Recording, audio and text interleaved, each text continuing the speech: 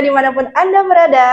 Jumpa lagi bersama kita di podcast Bisik Bangga Kencana, bincang asik program Bangga Kencana dari Dinas Pengendalian Penduduk dan Keluarga Berencana Kabupaten Musirawas. Podcast ini memberikan informasi dan juga edukasi kepada masyarakat terkait program-program Bangga Kencana yang ada di Kabupaten Musirawas, khususnya yang ada di bidang keluarga berencana. Telah hadir narasumber kita, Bapak Dr. Andes Irwansyah, selaku Kepala Bidang Keluarga Berencana sekaligus PLH Sekretaris Dinas Pengendalian Penduduk dan Keluarga Berencana Kabupaten Musirawas.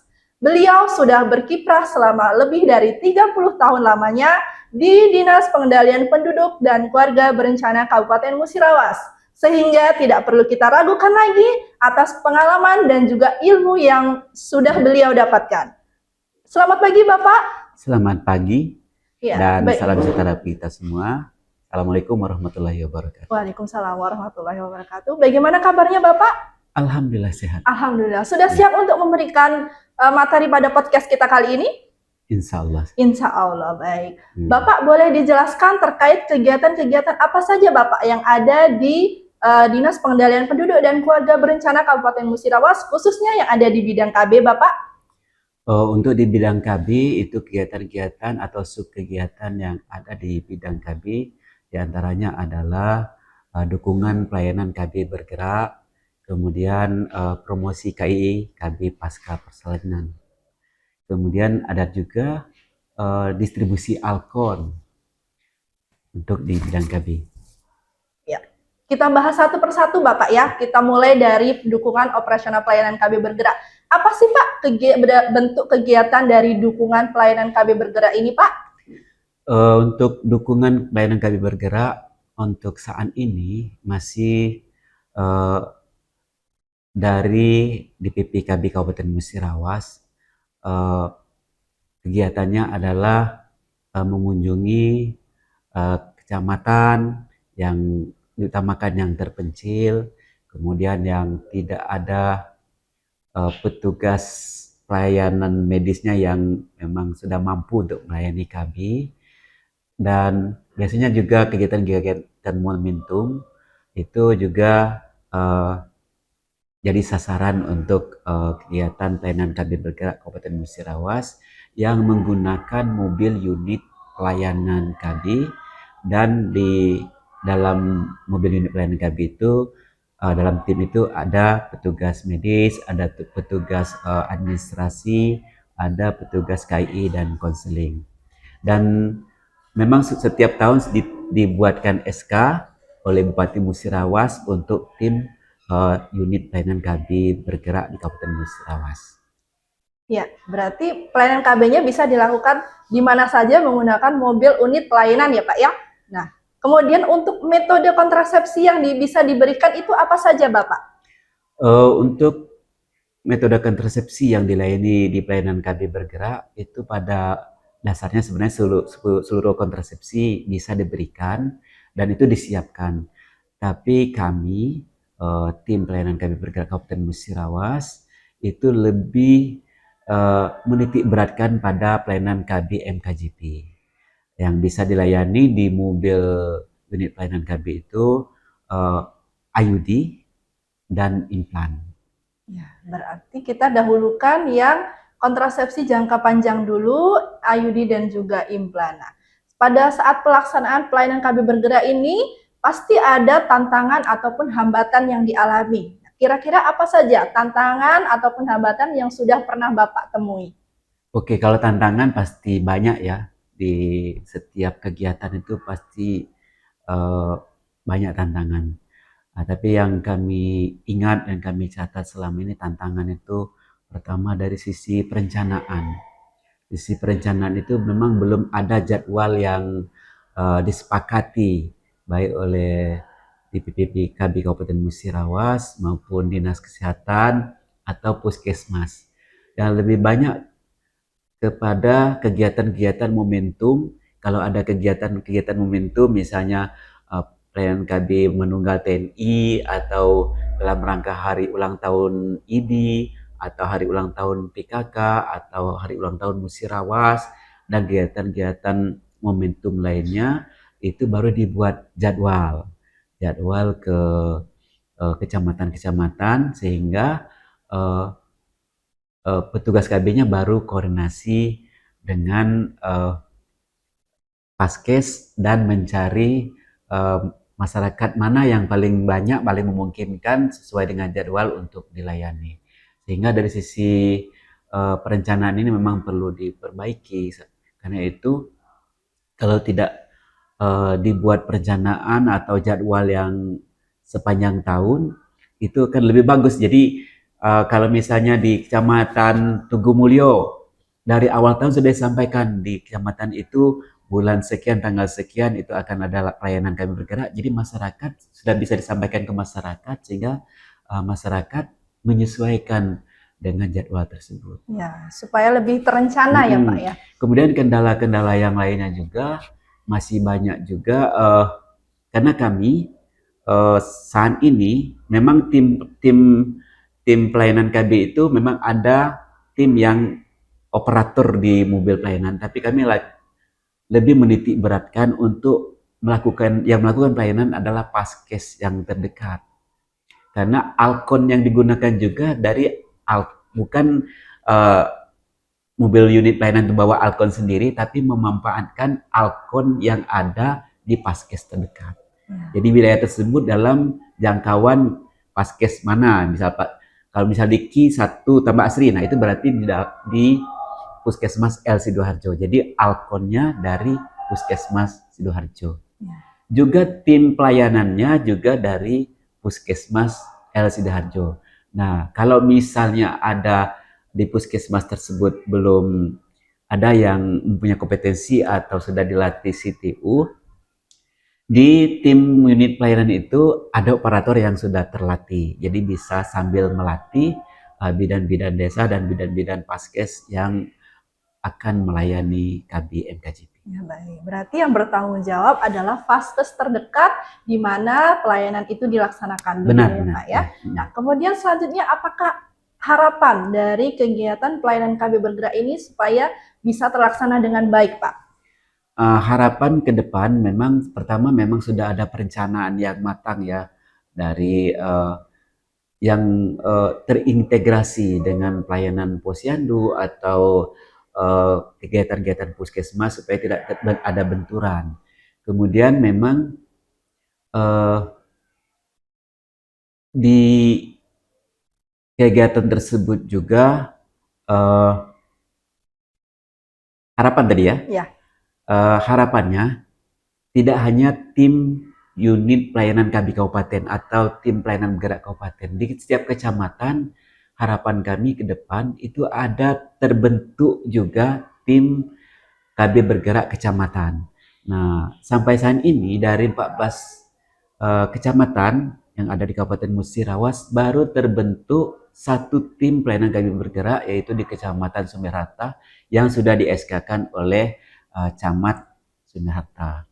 Ketika memang sudah ada SK dan sudah ditunjuk petugasnya, itu sudah berjalan dan dampaknya sangat bagus bagi masyarakat karena ada pelayanan KB bergerak yang rutin di Kecamatan Sumerata. Ya, begitu ya, Pak ya. Kemudian selain pelayanan KB bergerak, ada juga tadi disampaikan terkait dengan kegiatan promosi dan konseling KB Pasca Persalinan. Nah, bentuk kegiatan promosi dan konseling KB Pasca Persalinan itu seperti apa, Pak? Mohon dijelaskan. Bentuk kegiatannya, sebenarnya kegiatan KB Pasca Persalinan sudah 2 tahun ya berjalan semenjak menyikapi dengan masih tingginya prevalensi angka stunting Kabupaten Musirawas, sehingga salah satu upaya untuk menurunkan angka prevalensi stunting Kabupaten Musirawas dilakukanlah pelayanan KB Pasca Persalinan KIE, promosi KIE KB Pasca Persalinan. Karena kalau misalnya ibu yang hamil itu melahirkan tidak ikut KB Pasca Persalinan, setelah 42 hari dia kembali subur, itu sangat mungkin hamil kembali karena tidak menggunakan kontrasepsi. Nah, kalau dia hamil kembali, otomatis ibu tersebut menjadi keluarga risiko stunting karena dia kehamilannya kurang dari 2 tahun dan kehamilan tidak terencana. Ini sangat penting bagi masyarakat Musirawas karena mungkin melebar ya, karena kita pada saat ini mempersiapkan generasi emas ya. Pada tahun 2045 itu puncak-puncaknya bonus demografi. Jadi harus dipersiapkan dari sekarang. Kalau sekarang 2025, 2045 itu berarti 20 tahun yang akan datang. Bayangkan kalau ibu itu sekarang lagi hamil, melahirkan, berarti 19 tahun yang akan datang anaknya sudah menjadi usianya 19 tahun. Nah, kalau tidak kita persiapkan dari sekarang, itu seharusnya anak tersebut menjadi tokoh penting dalam perencanaan pembangunan sumber daya manusia, tapi kalau tidak direncanakan dengan baik, bukan menjadi ikut membantu pembangunan bangsa, tapi menjadi beban bagi negara, beban bagi masyarakat, beban bagi desa dan keluarga itu sendiri. Benar sekali ya Bapak. Nah, kembali lagi ke kegiatan promosi tadi, siapa saja sih Pak sasaran dari kegiatan promosi dan konseling KB Pasca Persalinan Pak? Kalau sasaran utamanya ibu yang lagi hamil ya. Ibu yang lagi hamil dan ibu yang pasca persalinan. Jadi ibu yang lagi hamil dan ibu yang sudah melahirkan sebelum 42 hari. Nah, dua sasaran ini yang memang perlu diperhatikan agar diberikan KII dan diberikan konseling tentang pemahaman, pengetahuan tentang KB pasca persalinan agar supaya setelah mendapatkan informasi, mendapatkan pengetahuan tentang KB pasca persalinan, mereka bisa merubah persepsinya tentang KB pasca persalinan sehingga nanti sikapnya jadi positif. Karena selama ini yang kami rasakan dan kami temui di lapangan, setiap kali kami menanyakan kepada masyarakat, terutama ibu hamil atau ibu pasca persalinan, jawabannya belum mau ikut KB sebelum masa nifas atau sebelum 42 hari. Nah, ini artinya masyarakat Musirawas sikapnya masih menolak untuk KB pasca persalinan. Jadi kegiatan KII, promosi KII konseling KB pasca persalinan itu sangat penting untuk merubah sikap dari pengetahuan dan persepsinya sehingga sikapnya berubah untuk mendukung program KB pasca persalinan. Ya, bagaimana Pak kira-kira cara untuk supaya masyarakat ataupun ibu hamil dan ibu bersalin tadi bisa merubah sikap? Bagaimana cara untuk promosinya yang efektif dan efisien, Pak? Ya, seperti yang kami lakukan selama ini, memang pada awalnya 2024 kami mengunjungi Posyandu untuk menyampaikan informasi penyuluhan tentang KB pasca persalinan di ibu-ibu yang lagi hamil atau ibu pasca persalinan yang ada di Posyandu. Tapi ternyata setelah berjalan setahun itu kurang efektif karena kedengarannya yang paling banyak suaranya anak-anak yang nangis, kemudian ibu-ibu yang karena bukan kelompok ibu-ibu pasca salin dan ibu hamil saja yang ada di situ, tapi ibu-ibu balita. Nah, di tahun 2025 kita robah jadi kita merencanakan dan melaksanakan mengumpulkan ibu-ibu hamil. Ibu-ibu hamil kita kumpulkan di setiap desa yang keluarga berisiko stuntingnya tinggi atau ibu hamilnya yang berisiko tinggi banyak, kita pilih dan kita laksanakan pertemuan sehingga kita bisa mengumpulkan, memberikan pengetahuan, informasi tentang KB pasca persalinan itu khusus memang ibu hamil. serta didukung oleh petugas lapangannya agar ikut hadir juga dan bidan desa. Nah, dalam pertemuan tersebut dilakukan evaluasi dan pretest lah, pretest kemudian kita berikan materi, kemudian di akhir acara kita uh, lakukan post test sederhana apakah ibu itu setelah melahirkan akan ikut kami pasca persalinan. Kalau misalnya ada kendala, nanti kita sampaikan ke petugas yang ada di desa dan Mas Bidan Desa dan petugas KB agar dicari solusi yang terbaik dalam menangani masalah itu. Kemudian kita juga menyampaikan kepada bidan-bidan desa agar dan ibu-ibu hamil agar aktif ikut kelas ibu hamil. Dan kita juga menitipkan kepada bidan desa agar dalam kelas ibu hamil itu ada muatan materi tentang KB pasca persalinan. Karena memang di kelas ibu hamil itu lebih ke arah pengasuhan ibu hamil dan bagaimana menyiapkan setelah balita itu lahir ya. Tapi KB pasca persalinan selama ini jarang dibicarakan.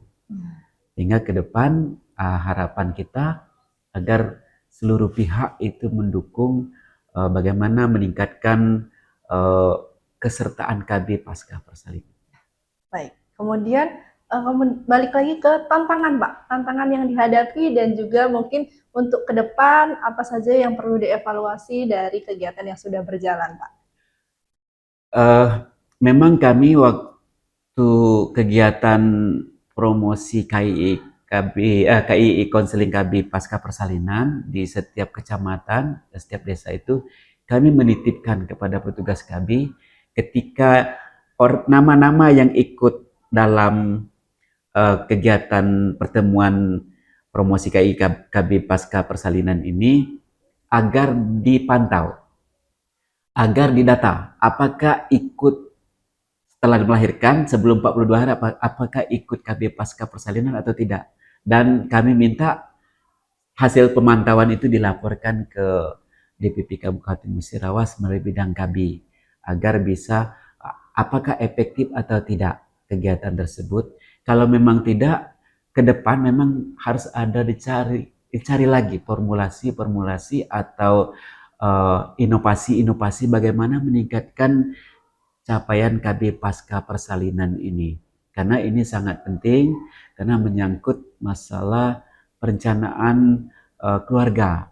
Kalau dia tidak ikut KB pasca persalinan seperti yang selama ini, itu akan berakibat kepada kehamilan yang tidak diinginkan.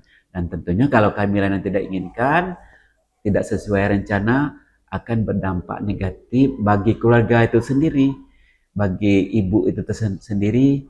Seharusnya dia pengasuhan anak dulu sampai usia 5 tahun, atau seharusnya dia memberi susu ASI eksklusifnya minimal 6 bulan dan saat memberikan ASI kepada anak minimal 2 tahun.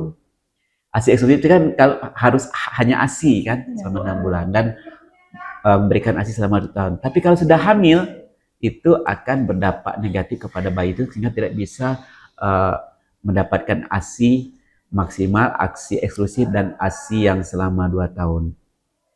Baik, luar biasa sekali Bapak Dr. Andes Triwansyah. Terima kasih atas waktu, kemudian pemikiran dan juga penjelasan yang sudah disampaikan pada podcast kita kali ini.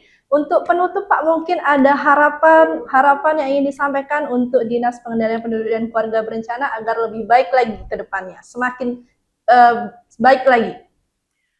Semoga ke depan DPP KB Kabupaten Musirawas tetap menganggarkan untuk kegiatan promosi KII KB pasca persalinan, karena ini bukan dana BOKB tapi inisiatif daerah untuk memperjuangkan masyarakat di Kabupaten Musirawas. Kemudian kami berharap ke depan ada inovasi-inovasi lain untuk meningkatkan KB pasca persalinan. Kemudian petugasnya juga perlu ditingkatkan kompetensinya tentang KB pasca persalinan, baik petugas medis maupun petugas penyuluh KB-nya. Halo Sobat keren dimanapun Anda berada, terima kasih kita sudah di penghujung acara bersama saya Fitria Widiarti. Mari sukseskan program KB dan kesehatan reproduksi. Setiap anak adalah pilihan, bukan kebetulan. Generasi emas terlahir dari keluarga yang sehat dan terencana. Ayo sukseskan 2 anak lebih sehat melalui program KB. Wassalamualaikum warahmatullahi wabarakatuh. 1,